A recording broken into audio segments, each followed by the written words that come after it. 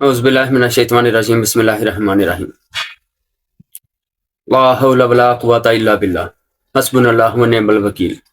Rabbi इश्रह ली सदरी व यस्सिर ली अमरी वहलुल उक़्दतम मिन लिसानी यफ़क़हू क़ौली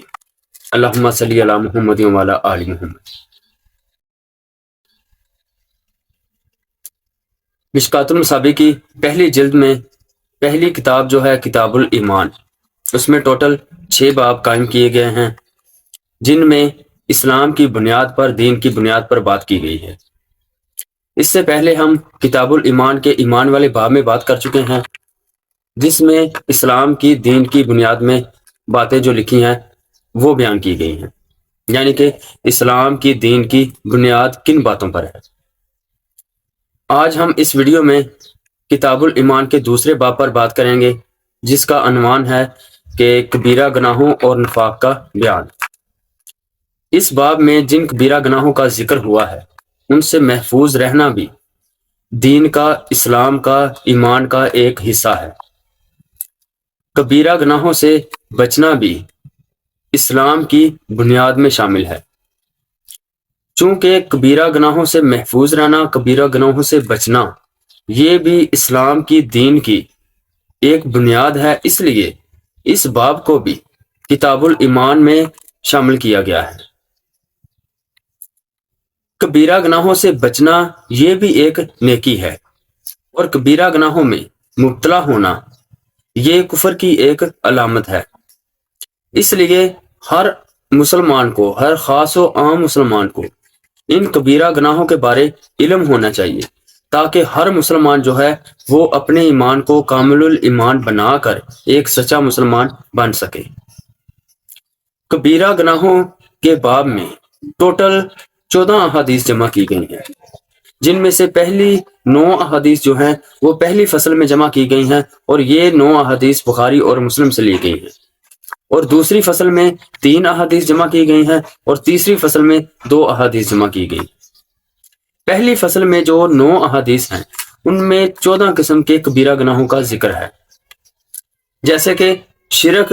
कत्ल, माँ बाप की नाफरमानी, झूठी कसम खाना, जादू करना और सूद खाना, शराब पीना, चोरी करना, डाका डालना, किसी का हक खाना, मैदान जंग से पीठ फेर कर भाग जाना, किसी पाक दामन औरत पर तोहमत लगाना और अमानत में खयानत करना। ये वो वाले 14 गुनाह हैं जिनका जिक्र पहली फसल में जो 9 अहादीस हैं उनमें हुआ है। ये कबीरा गुनाह वो हैं कि जिनमें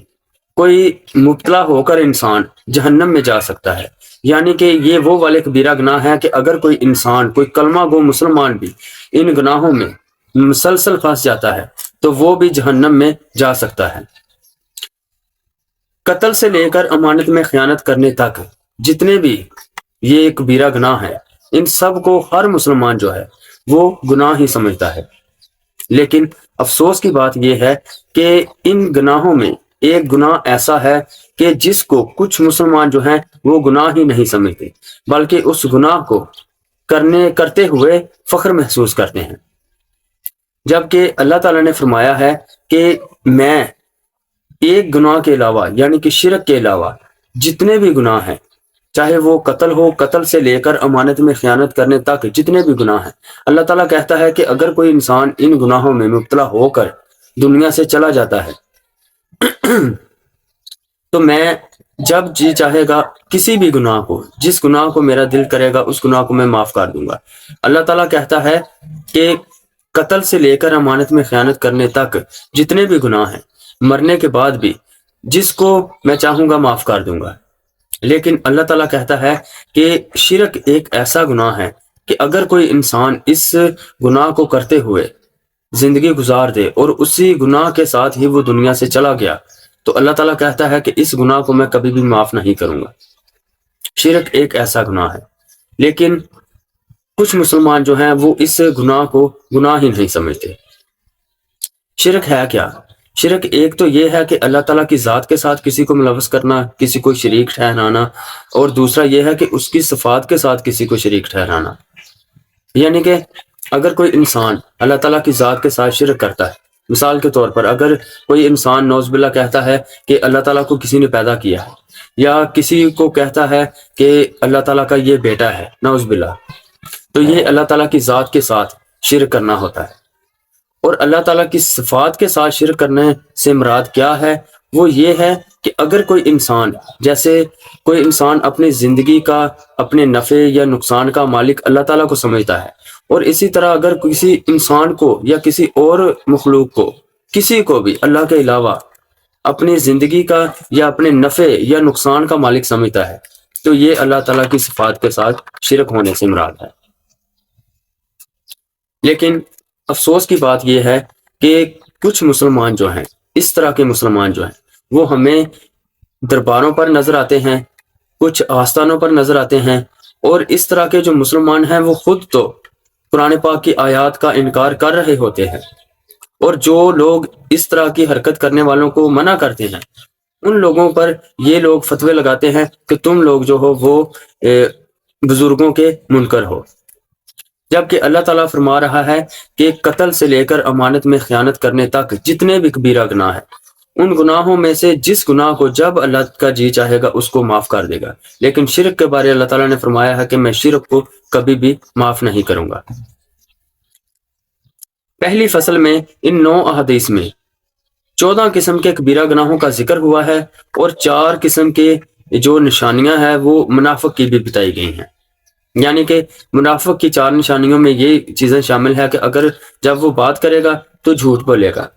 امانت اس کو دی جائے گی تو خیانت کرے گا، یعنی کہ اس کو منصف بنایا جائے گا تو وہ اس وقت بھی انصاف نہیں کرے گا، اور وعدہ کرے گا تو وعدہ خلافی کرے گا، اور اس کے بعد جب وہ اس کا جھگڑا ہوگا کسی کے ساتھ تو وہ گالی گلوچ کرے گا۔ اور یہاں پر بھی ایک انتہائی افسوس کی بات یہ ہے کہ ان چاروں جو نشانیاں ہیں یہ بھی مسلمانوں میں ہی پائی جاتی ہیں۔ مسلمانوں جو ہیں اکثریت میں ایسے ہیں کہ جو جھوٹ بولتے ہیں، وعدہ خلافی کرتے ہیں، جب ان کو منصف بنایا جاتا ہے تو انصاف نہیں کرتے، امانت دی جاتی ہے تو امانت میں خیانت کرتے ہیں، اور جب ان کا جھگڑا ہوتا ہے تو ایک دوسرے کے ساتھ گالی گلوچ کرتے ہیں۔ یعنی کہ یہ 4 نشانیاں جو ہیں یہ بھی اکثریت میں مسلمانوں میں پائی جاتی ہیں۔ اس کے بعد اگر ہم دوسری فصل کا مطالعہ کریں، دوسری فصل پر غور کریں، تو دوسری فصل میں ٹوٹل 3 احادیث جمع کی گئی ہیں۔ ان 3 احادیث میں 3 قسم کے کبیرہ گناہوں کا ذکر ہوا ہے۔ پہلا یہ ہے کہ کسی پر جھوٹا الزام لگانا، دوسرا یہ ہے کہ جھوٹا الزام لگا کر اس کو حکمرانوں کے ذریعے قتل کروانے کی کوشش کرنا، اور تیسرا یہ ہے کہ کسی کلمہ گو مسلمان مومن کو بلا وجہ اسلام سے خارج کرنا۔ جب میں نے اس دوسری فصل کا مطالعہ کیا، ان احادیث کو میں نے پڑھا، تو ان میں سے جن کبیرہ گناہوں کا 3 احادیث ہیں اور 3 ہی کبیرہ گناہوں کا ذکر ہوا ہے، جب میں نے ان کا مطالعہ کیا تو مجھے بہت حیرانگی ہوئی، کیونکہ ان گناہوں میں مبتلا انسان جو ہے، مسلمان جو ہے، وہ کوئی عام مسلمان نہیں ہے۔ ان گناہوں میں جو شامل لوگ ہیں وہ ہیں کچھ فرقہ پرست عالم، حافظ، مفتی اور پیر صاحب۔ یہ ایسے عالم، حافظ اور مفتی اور پیر ہیں جو کہ کسی پر جھوٹا الزام لگانے میں دریغ نہیں کرتے، کسی پر جھوٹا الزام لگاتے ہیں اور حکمرانوں کے ذریعے اس کو قتل کروانے کی کوشش بھی کرتے ہیں۔ اور اس طرح کے جو پیر اور حافظ اور مفتی ہیں یہ بالکل ایسا ہی کرتے ہیں کہ جب ان کے فرقے سے کوئی انسان ہٹ جاتا ہے جو ان کے فرقے کو نہیں مانتا یا ان کے پیر صاحب کو نہیں مانتا، اس طرح کے جو مفتی ہیں، اس طرح کے جو پیر ہیں، ان کی کوشش ہوتی ہے کہ دوسرے مسلمانوں پر بلا وجہ الزام لگا کر ان کو اسلام سے خارج کر دیا جائے، دوسروں کے سامنے اس بات کو ظاہر کر دیا جائے کہ یہ جو بندہ ہے یہ مسلمان ہی نہیں ہے۔ یعنی کہ اس گناہ میں یہ جو 3 قسم کے گناہ بتائے گئے ہیں کہ الزام لگانا، کسی پر الزام لگا کر حکمرانوں کے ذریعے اس کو قتل کروانے کی کوشش کرنا، اور تیسری بات یہ ہے کہ کسی مسلمان کو بلا وجہ اسلام سے خارج کر دینا۔ یہ جتنے بھی گناہ ہیں، یہ 3 گناہ جو ہیں دوسری فصل میں شامل کیے گئے ہیں، دوسری فصل میں جن گناہوں کا ذکر ہے، اس گناہ میں مبتلا جتنے بھی لوگ ہیں وہ زیادہ تر اکثریت میں حافظ ہیں، مفتی ہیں، پیر ہیں، عالم ہیں، یعنی کہ اسلام کی پستی کی جو وجہ ہے وہ حقیقت میں یہ اس طرح کے عالم لوگ ہیں یا اس طرح کے پیر ہیں جو کہ مسلمانوں کو الزام لگا کر قتل کروانے کی بھی کوشش کرتے ہیں، مسلمانوں پر جھوٹے الزام بھی لگاتے ہیں، اور مسلمانوں کو ہی جو ان کے فرقے کو نہیں مانتا یا ان کے پیر کو نہیں مانتا، ان کے مولوی کو نہیں مانتا، ان کو الزام لگا کر اسلام سے خارج کرنے کی بھی کوشش کرتے ہیں۔ اس کے بعد اگر ہم تیسری فصل کا مطالعہ کریں تو تیسری فصل میں ٹوٹل 2 احادیث جمع کی گئی۔ ان 2 احادیث میں جو لوگ شامل ہیں وہ بھی مجھے اکثریت میں مسلمان ہی نظر آئیں، کیونکہ اس میں پہلی جو ذکر کیا گیا ہے، پہلے کبیرہ گناہ کا ذکر کیا گیا ہے، وہ یہ ہے کہ اگر کوئی انسان نماز چھوڑ دیتا ہے تو وہ کبیرہ گناہ کرتا ہے، یعنی کہ تیسری فصل میں 2 احادیث ہیں۔ پہلا کبیرہ گناہ کا ذکر اس کا ہوا ہے کہ کوئی نماز چھوڑ دیتا ہے تو وہ کبیرہ گناہ کرتا ہے، دوسرا یہ ہے کہ وہ اپنی اولاد پر اپنی حیثیت کے مطابق خرچ نہ کرے، یہ بھی کبیرہ گناہ میں شامل ہے۔ اور نماز جو چھوڑ دیتا ہے اس میں مبتلا بھی مجھے اکثریت میں مسلمان ہی نظر آئے، جبکہ قرآن نبی پاک صلی اللہ علیہ وآلہ وسلم کی حدیث مبارک ہے کہ اگر کوئی انسان نماز نہیں پڑھتا تو کافر اور مسلمان کے درمیان صرف فرق جو ہے وہ نماز ہے، اور اکثریت میں مسلمان ایسے ہیں جو نماز نہیں پڑھتے، اور ایسے مسلمان وہ لوگ ہوتے ہیں زیادہ تر کہ جنہوں نے اپنے چہرے پر داڑھی بھی نہیں رکھی ہوتی، قرآن پاک کو بھی نہیں کبھی پڑھتے وہ، اور نماز بھی کبھی نہیں پڑھتے، نبی پاک صلی اللہ علیہ وآلہ وسلم کی سنتوں کا بھی ان کو نہیں پتہ ہوتا، اور اس طرح کے لوگ جو ہیں وہ دوسروں کو اس وجہ سے قتل کرنے کے لیے آمادہ ہو جاتے ہیں، دوسروں کو اس وجہ سے قتل کر دیتے ہیں کہ یہ لوگ جو ہیں یہ گستاخ رسول ہیں، یعنی کہ جن لوگوں نے چہرے پر داڑھی بھی نہیں رکھی ہوتی، کبھی نماز بھی نہیں پڑھی ہوتی، اور قرآن پاک میں لکھا ہوا کیا ہے اس چیز کا بھی نہیں پتہ ہوتا، نبی پاک صلی اللہ علیہ وآلہ وسلم کی سنت کون سی ہے، کس پر عمل کرنا ہے، اور کون سی لوگوں کی بتائی ہوئی باتیں ہیں، اس چیز کا بھی پتہ نہیں ہوتا، اور اس طرح کے لوگ جو ہیں وہ دوسروں کو اس لیے قتل کر دیتے ہیں کہ یہ لوگ جو ہیں یہ گستاخ رسول ہیں، اور خود کو اتنے بڑے گناہ کرنے کے باوجود بھی خود کو کہتے ہیں کہ ہم عاشق رسول ہیں۔ اکثریت میں مسلمان اس طرح کے ہیں، یعنی کہ اس گناہ میں مبتلا لوگ جو ہیں وہ بھی مسلمان ہی زیادہ تر نظر آتے ہیں۔ اور تیسری فصل میں دوسرے جو کبیرہ گناہ کا ذکر ہے وہ یہ ہے کہ اپنی حیثیت کے مطابق اگر کوئی انسان اپنے بچوں پر خرچ نہیں کرتا، یعنی کہ ان کو اچھی تعلیم دلوانے کے لیے اپنی حیثیت کے مطابق کوشش نہیں کرتا، یا ان کے اخراجات کھانے پینے کی لباس کے لحاظ سے ان پر خرچ نہیں کرتا، کنجوسی کرتا ہے، تو یہ بھی کبیرہ گناہ میں شامل ہوتا ہے۔ یہ تھی ہماری آج کی ویڈیو، جس میں ہم نے دیکھا ہے کہ مشکوٰۃ المصابیح کی پہلی جو جلد ہے اس میں کتاب الایمان کا جو دوسرا باب ہے، کبیرہ گناہ اور نفاق سے بچنے کا بیان،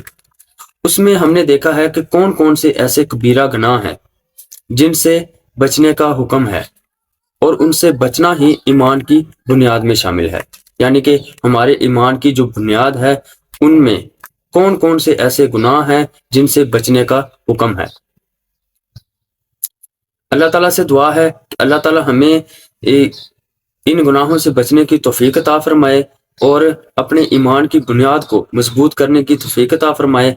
حق بات کو سن کر دوسروں تک پہنچانے کی اور اس پر عمل کرنے کی توفیق عطا فرمائے۔ آمین، جزاک اللہ خیر۔